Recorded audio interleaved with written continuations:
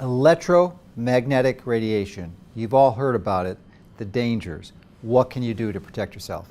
Hi, this is Dr. Mercola, helping you take control of your health, and today I'm going to share with you some recent information I learned about. But before I do that, I want to help you categorize the electromagnetic radiation. First of all, we have two general categories: native or natural and non-native or artificial. Native EMF is sunlight. Healthy for you. It actually encourages and stimulates health. Artificial EMF almost always is going to push you in the wrong direction. Not always, but almost always. So let's break down the non-native artificial EMFs. And they consist of essentially four different categories. First is magnetic, and you can measure that with a tri-field meter. We're not going to talk much about that today. The other is electrical, and this would be dirty electricity or EMI or electromagnetic interference. We're also going to skip that for a different topic. The one we are going to talk about today is, well, actually the third one would be light. Artificial light is non-native EMF. So that would be LED lights and fluorescents, which you really want to avoid for the most part. Not have to eliminate from your home, but for the most part you do never want to use those at night. And the last we're going to talk about today is microwave radiation. This is not the microwave oven in your kitchen. Hopefully you don't have one, but if it is, it's not that. Even though that emits the radiation, that's a relatively infrequent exposure, but the one that you're being exposed to all the time, and it just saddens the heck out of me when I see this happening, and people very close to me still, that are smart people, just fail to apply this. And I hope once I show you what I just learned, that you're not going to be one of those people, that you're going to appreciate the toxicity. What is a toxicity? Well, there's some new research that shows this microwave radiation, which includes cell phones, cell phone towers, portable phones, and your Wi-Fi router, that when you're exposed to this at high levels on a chronic basis, it is a mitochondrial poison. It will sabotage your mitochondria. So I'm sure most of you have heard about the connection and the correlation of the cell phones to cancer. And we know people who got brain tumors from doing this. And maybe some of you out there have either had that or know people who have. But I think in some ways that is a red herring. It actually causes more harm than good, because most of us don't know a person who's gotten brain cancer from using their cell phone, and we know everyone that uses their cell phone. So does it, it certainly will increase the risk, but it's a relatively minor one. That's not the main problem here. The main problem is it's a mitochondrial poison. And how does it do that? Well, it resonates with your cell frequencies, and it generates essentially free radicals. And what's the mechanism? Through a reactive nitrogen species called peroxynitrate. And this causes more hydroxyl free radicals than elevated iron levels. So, and there's hundreds and hundreds of papers showing this. Hardly anyone appreciates the mitochondrial molecular biological connection to exposure to these. This is not a thermal connection. And right now, many of you watching this probably can recall, and if you can't, you just go on the internet and you'll find it, that was a common practice was to use x-rays for children's feet when they went into the shoe store to get new shoes so they can get a good fit. X-rays are ionizing radiation. We now understand and know that that causes damage. Microwave radiation, and it's not done. I mean, it hasn't been done for decades, and you'd be foolish. You'd probably get fined or go to jail if you did that on a regular basis. It's just against the law.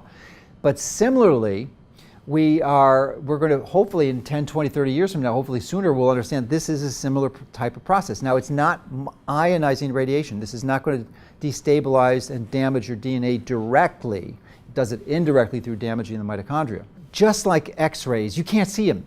You can't feel them. It doesn't generate heat.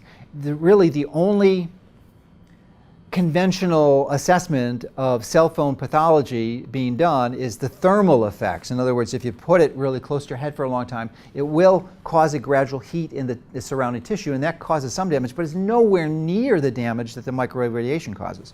So there are devices that you can get. This happens to be called a TES 593 meter. Now I'm going to turn it on. Then I'm going to change the units to the common units that are typically used. It comes with a variety of different units. It always measures the same thing, but different units.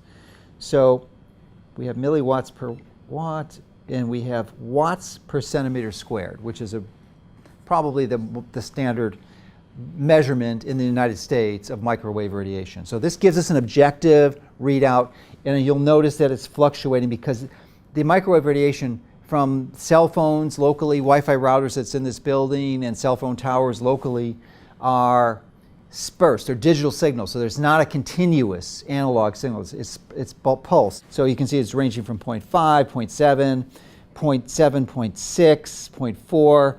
The meter will allow me to get a max, but I just want to see the range. So we're looking about between 0.4 and 0.7 is the range. Well, 0.9, we've got a 0.9, I went up to 0.9. So you can see this. So that's what we call the ambient, okay? I am so concerned after I did this analysis that I don't hold my phone anymore. I look at this as a hot potato, and I use a selfie stick to hold my phone, and I'm hoping and encouraging you will do this too. These are only $10. And the best way, well, let me measure this first. So we'll put the phone next to it, and it's on now, and you can see it went from 0.7. The phone isn't, I'm not making a phone call, but it's up to 0.9 was the highest, and now it's up to 6. Okay, now it's on, and watch what happens when I put it here. So it's up to 23, 25. This is right on, up here it's up to, oh, up here, this is the antenna is right here, right?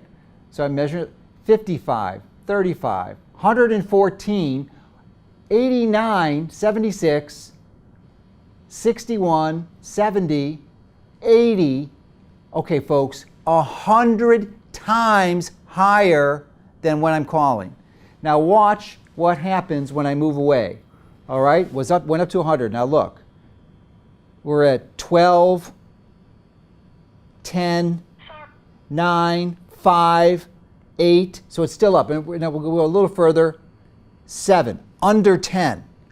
So just by moving the distance 2 or 3 feet, you're reducing the radiation by 90%.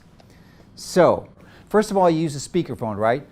But now it's in airplane mode, so I feel okay just to show you this. Why? Why would you ever do this to yourself? Why would you do this? And this radiation is especially dangerous for kids. You are putting it over here. This is called the temporal portion of your skull. So please, please, please do not hold the phone against your head. I cringe when I see people that you are damaging yourself. There is just no question about it. I've shown you. You have 100 times more radiation when this phone is on and connected to the cell phone tower than it is when it's not. And that cell phone, when it's in airplane mode, it goes really low. So you can use a Bluetooth headset too, great. But if you're holding the phone, that radiation is going to be 100 times higher on your hands. Now, your hands is a lot better than your head, for sure, but you're still damaging your hands. Why would you want to do that? And I'm not sure of the exact mechanism of the peroxynitrate pathology, and if that mechanism is transferred systemically or not, if it's just local at the tissue. My guess is it's just a local effect, but why would I want to cause problems in my fingers? So yeah, it's safer to hold it, but it's safer to hold it at a distance. So hopefully this was interesting and useful information for you so that you can take better control of your health, because electromagnetic radiation, specifically microwave radiation, is a mitochondrial poison. You've got to pay attention.